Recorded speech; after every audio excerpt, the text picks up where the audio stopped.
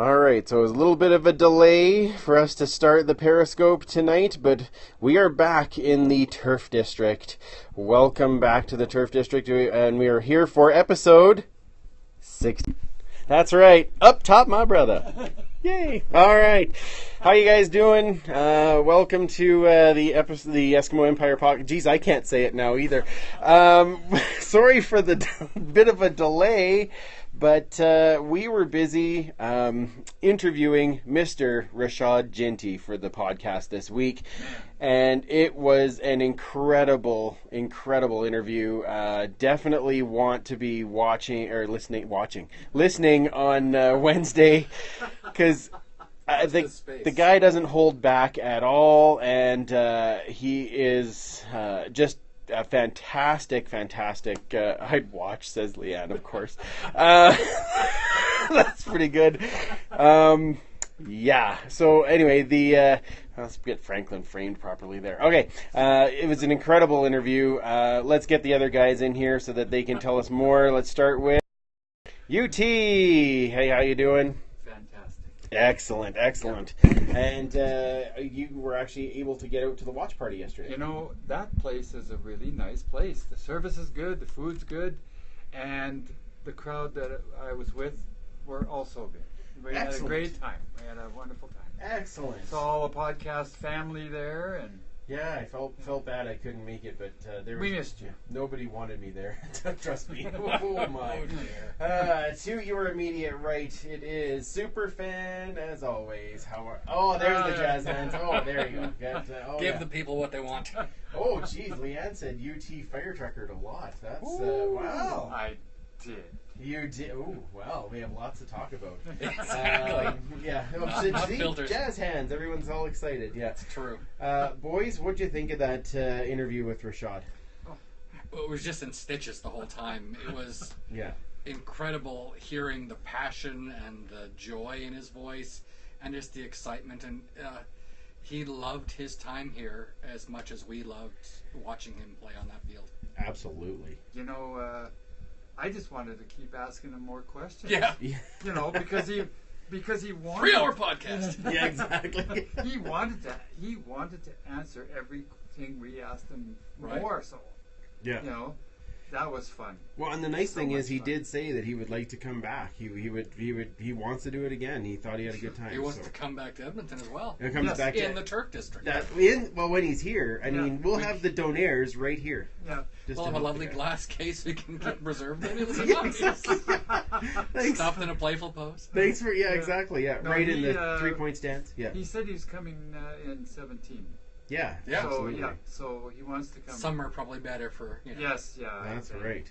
Well, he's got a long way to drive. Yeah, just a touch. Yeah. So, guys, just really quickly, some brief overview of the game there yesterday. What can I tell you? You go first. You know, it was one of those games. It was just like the other two games we played in this season. We got to a big, strong lead in the second half. They come back and, I guess, make it exciting for everybody else. Yeah. My heart was just going a million miles a minute. All that matters is people said it might have been an ugly win. Yeah. But to me, there's nothing more beautiful than being able to go on to that East Final. So I'll take a W over a pretty loss anytime. This is very true. The one thing that I noticed the most that was very encouraging is they learned how to run the clock at the right time. Yeah. And because Hamilton put that big scare on and tied it all up and could have won it in a heartbeat, we had control of the ball and we made sure that the clock ran down in order for Robo-Kicker to go in and get it. Yeah. Robo-Kicker. I don't think he's I think there already has been a Robo-Kicker, but that's okay. Oh, that's all right. He's a little Robo-Kicker. He's a little fellow. Mini Robo. Yeah. Lots of people saying, lots of screaming in my house when they did the pick. I bet. Oh, yeah, absolutely. Yeah. A lot of screaming in everyone's place. Running the clock was the highlight to win that game. I mean, we were all just biting our fingernails off. Especially with that fire trucking around, but that time count violation at the very end. Oh yeah. It's like that's a loss of a down when it's inside the last couple of minutes. So it was a little nerve wracking. I mean, we could have run out the clock otherwise. We could have had the kick on the last and saved ourselves that last 7 seconds of terror. Okay, so two things. Jedi just said her 4-year-old called her out for jumping on the couch. And he's not allowed to. And the horseman just said, "Is UT watching himself on his iPad?" Yes, he is. Yeah. Yes. Oh, yeah. We always have it running so that they can catch up on the comments if at all possible. That's right. Now, I'm just going to flip that back around. So I do have a request, and it's a very odd one, but if anybody locally has a Bombers jersey, I need one to fulfill a bet that I lost. So if somebody could let me know, I'd really appreciate it, because I'd really like to kind of fill in and say what, do whatever I had to do for that stupid bet that I made. Why did I make that bet? Anyway. That's what Chantel's asking. Yeah, exactly. Yeah, I'm sorry, Chantel, but I lost that bet to Fraser, so I have to wear one and take a picture. It'll still be in my green and gold room, but whatever. I'll have that. One other thing I had asked this week, I want to make sure I say this properly, because last week I had the toque on, the morning wood toque that I got from I want to make sure his name, Ryan from Thunder Bay, and I said he was from Toronto. He's not from Toronto, he's from Thunder Bay.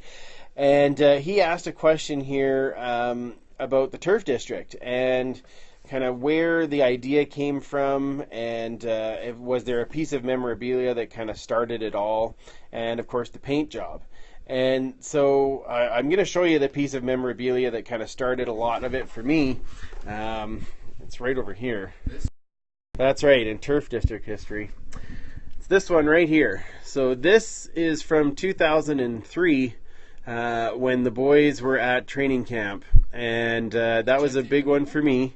Genty should be in here, actually. I just got to find it, but I think he's right here.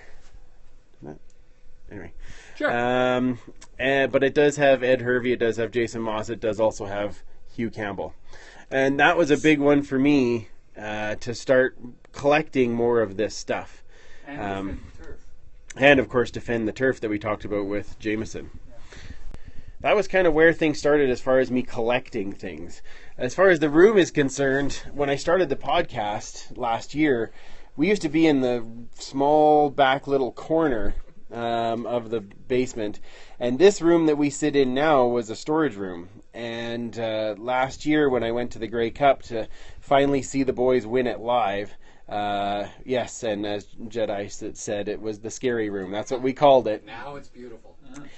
I had said to my wife beforehand that I would like to move the podcast into this room just because it's a little bit better for recording, a little bit small, a little quieter, a little easier for us to be around the table. The hug room. And the hug room. That's what Coach Vic says. The hug room. I like that. Okay. So needless to say, we went to go watch the Grey Cup, and when I got back, my family had emptied and painted the room for me for Christmas last year. So that's where the story came. I have the best wife ever, and I've said that many, many times, and she was very, very kind enough to paint this for me and give this space to me so that we could use it for these types of things and lots of Eskimo stuff in the future. So thank you for asking, Ryan, and thank you again for the toque. And I still love the Morning Wood toque. It makes me laugh every time I see it. And that is the, exactly, and that is the story of the Turf District.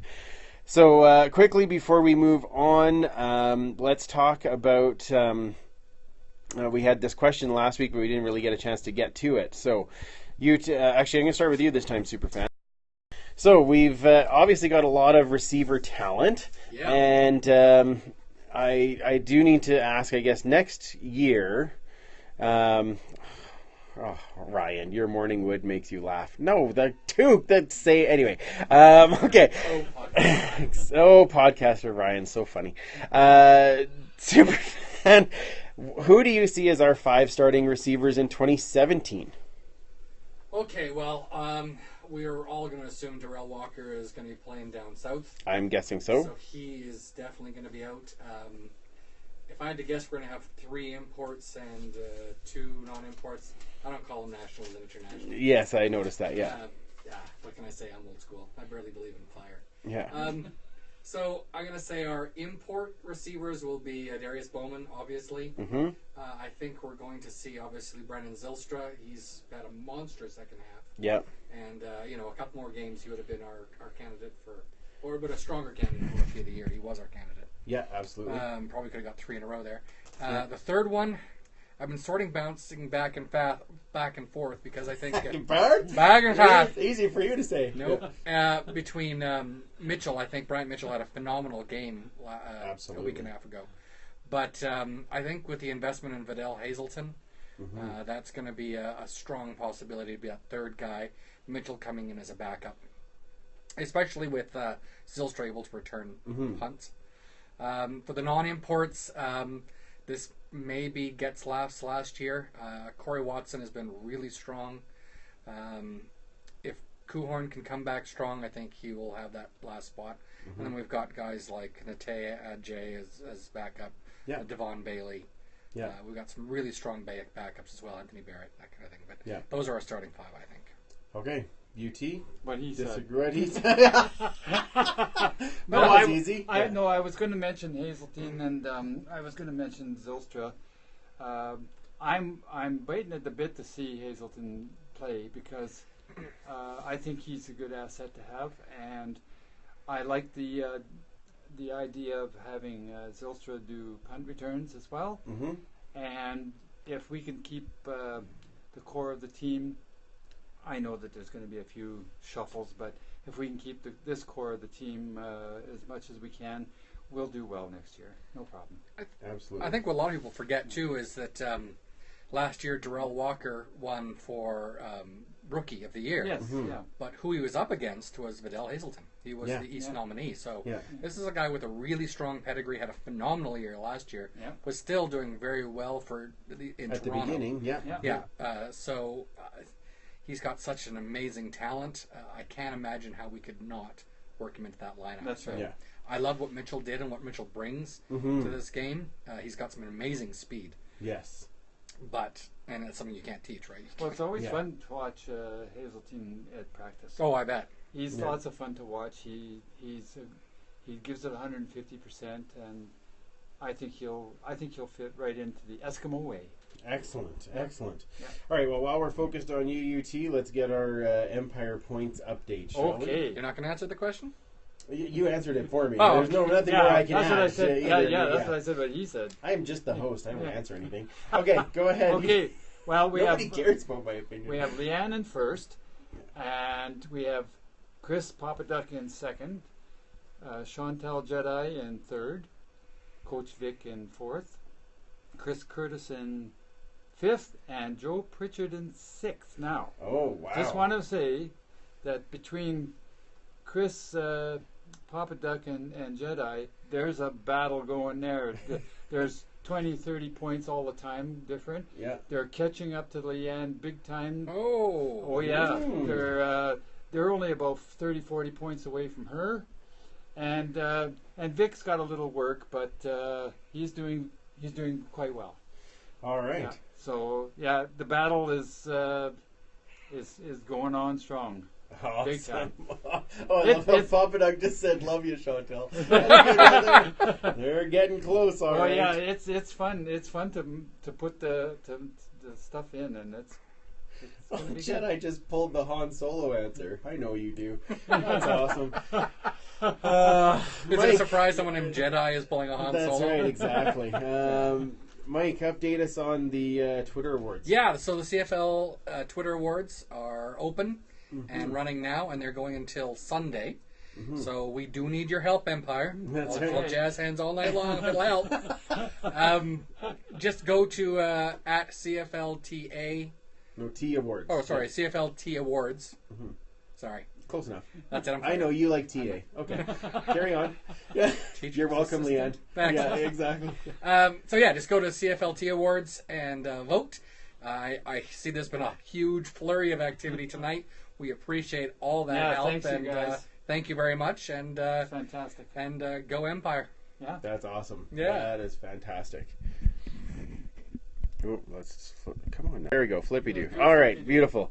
Thank you to everyone who has voted so far. Thank you to everyone who's helping promote it, and thank you to everyone who will vote in the next week. We'll sure try and keep sending out the word, but I can't tell you how much I appreciate it. Just when we sit around here and talk football, and how much you guys either listen or like the show or all those types of things. It's amazing. And oh, look at that! Even Horseman said vote for the Empire. Wow, thank you. That's wow. Really? Time you'll vote for Green and it's the only time he'll vote for it. Yeah. That's very true. So our show will be out. Oh, thanks, Leanne. We are nominated. That makes much more sense. Yeah, okay. But still, yes, we do appreciate that. Opponents there. Oh, you know what? The group that we're in, there's 4 great podcasts. Any one of them could be the winner, and just we appreciate any support that you guys give us. So, well, why would we not? So our show is out on Wednesday. Again, we will have the interview with Rashad Ginty, which is a scream. It's awesome, so make sure you're listening to that. It's a great one, and he might have done the best plug for the show ever, so we will have that. We, of course, will go over this week's big win by the Eskimos. We will talk about the BC Lions game. We are going to talk about our UT's game of the week. We're going to have our Esks history segment, and of course we will do our pick'em for this coming week. So that is out on Wednesday. On Friday, the game preview will be out, and we will be joined once again by Janine from the Bleed Red Blacks podcast to do our crossover setup. And we're so happy that you guys, or that she's going to be back on for you guys, because she's awesome to have on the show, and we love chatting with her. So find us on Twitter, find us on Facebook, find us on YouTube, as all these Periscopes get posted there. Thank you again for listening. We will absolutely talk to you next week. Yes. Nice.